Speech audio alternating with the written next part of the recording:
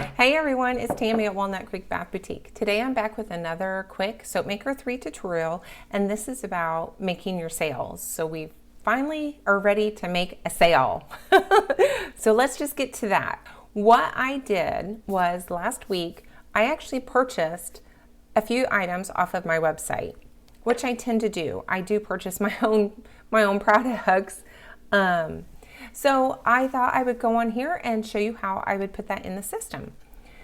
So I did a quick screenshot of my Shopify where it shows my orders, and this is my order. I just ordered a few things and I gave myself a pretty darn good discount. Nothing wrong with that. I may buy my own products, but I don't pay full price, right? So I bought some body butter, I bought some face cream, and I bought some deodorant.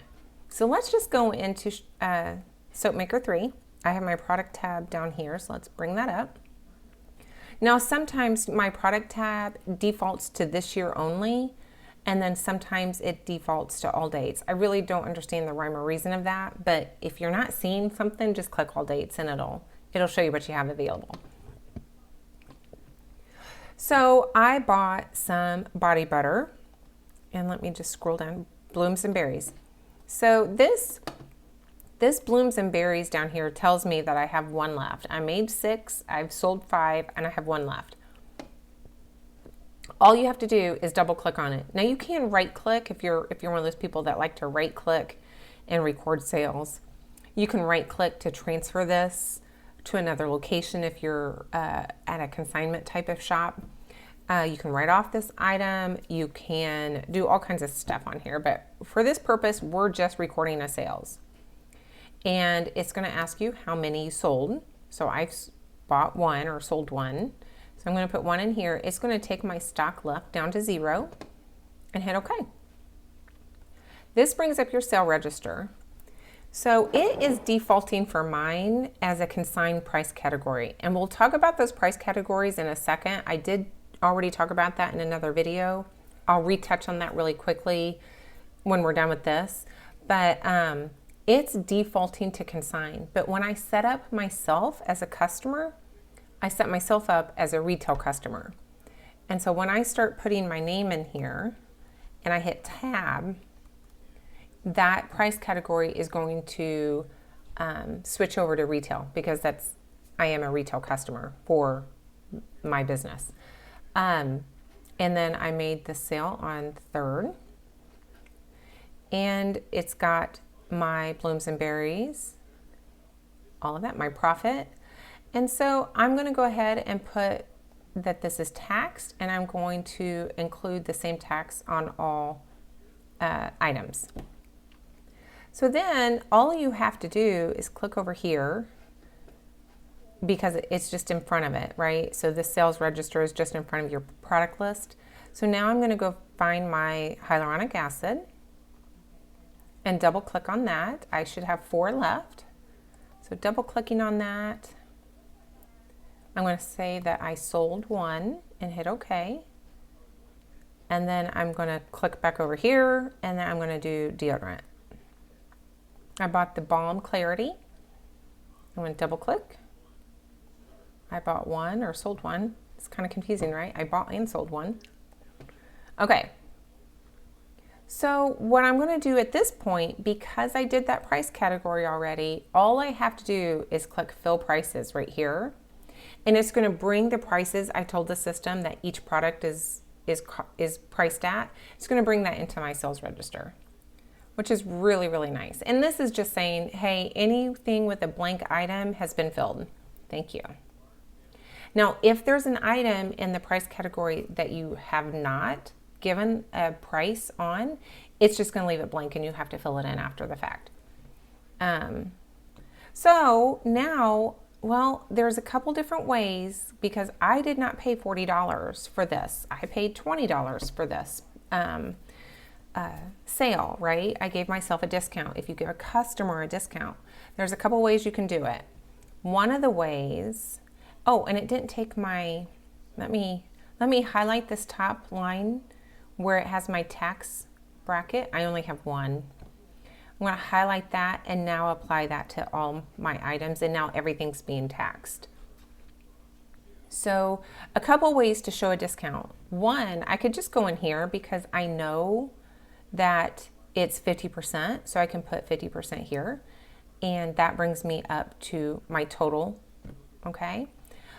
Maybe I don't know the percentage. Maybe I'm just saying, okay, $5 off for you. You're a good customer, $5 off. It's going to fill in your percentage and give you a new total. Or the other way to do that is to change each price. So you may not have given a discount to every item or a blanket discount. Maybe you only sold the clarity at a $4 because you were running a sale or something. So you can update that to 4, and now it's giving you the new price. That's how you do discounts. It's pretty easy. I'm just going to go give myself the $20 discount, and good to go. $21.40 is what I paid. Let me double check myself. I'm always double checking myself. $21.40. Okay, so that's good. I can save and close this from this point forward. I can see what my profit was. I can see what I owe in taxes on this, what I owe the state. Credit card fees, I don't do the whole credit card fee. That is kind of over my head. So I don't charge credit card fees. I'm certainly getting charged for them, but that again, I do that as a business expense every month. So I just leave that one alone because I don't really understand that. Okay, so that's done. Now say you are shipping this order. Okay, I had to take a break. My son and daughter-in-law came in really quickly and unexpectedly. And so we had a lovely little visit. And I just kind of rewatched the end of the previous taping just to kind of see where I left off. And I wanted to make a point about something on the discounts. So I still have this up. I wanted to let you know why sometimes it's more important to show a cost per item rather than a blanket like 50% or dollar amount. And it's kind of what you want out of that. So let's get rid of this. And let's change the unit prices on all of these products, because when I do a 50% discount, that takes that 50% discount through all of my profit margins. All of my profit margins are now showing a 50%. All of my totals aren't going to be quite as, how do I want to say this? So let's just do it this way. If I say that I bought blooms and berries for $6, if I change this unit price to $6, my profit margin is showing that particular item I made $3.79 on for that particular item. The hyaluronic acid face cream, oops, you don't want to see my Pinterest board, is $9. And so I only made $5 off of that sale. So depending on what you want to see and how you're tracking sales and each item's sale for you, it may be more important for you to come in here and change each line item that isn't quite, it's not, so that your profit margins for like the year of bath bombs is going to be accurate. And in a craft show situation, I do that a lot with like soaps. I'll sell like 4.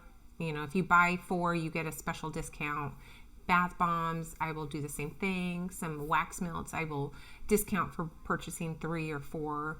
And then I put that in a unit price because, when you sell a lot, you want to know if that 4 for 15 or 4 for 20 or 4 for 25 or whatever it may be, you want to know that that's not hurting you. So I mean, it was with me. With my wax melts, I used to sell my wax melts for $4 a piece or 3 for $10, which was $3.33 a piece. But when I went in and looked at that as a whole, I realized how much that was hurting I wasn't making enough money on those wax melts. And I would not have really realized that if I had just did a blanket, number to make it matte. I hope I'm not on too much of a rabbit trail, but doing it by price is going to give you a more accurate portrayal of your profit margins. And for me buying personally off of my website, it's not that big of a deal. But if you are selling a lot of products and you want to know for a year what is your profit margin on a certain line item, then it may be important for you to keep these kind of separated out.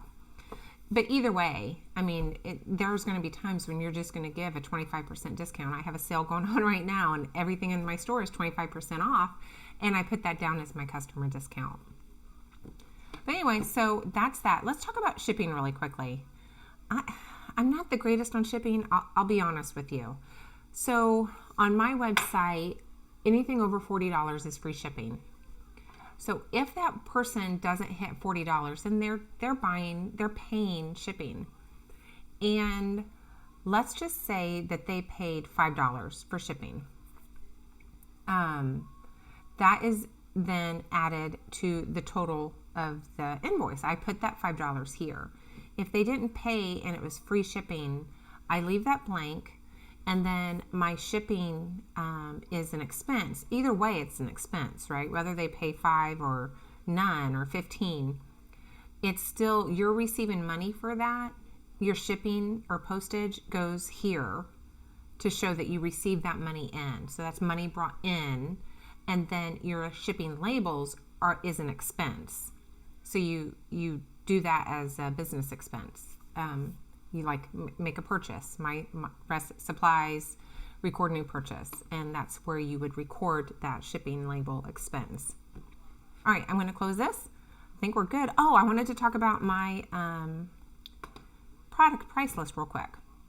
So if you go up here to products and you go to price list, it's loading.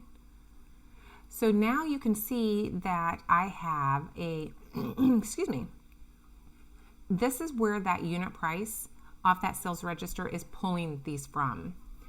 And I have a few things that I've recently made that I don't have prices listed as.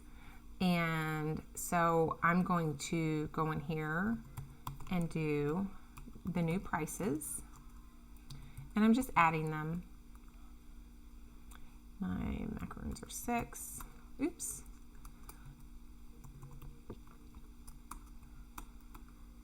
Okay.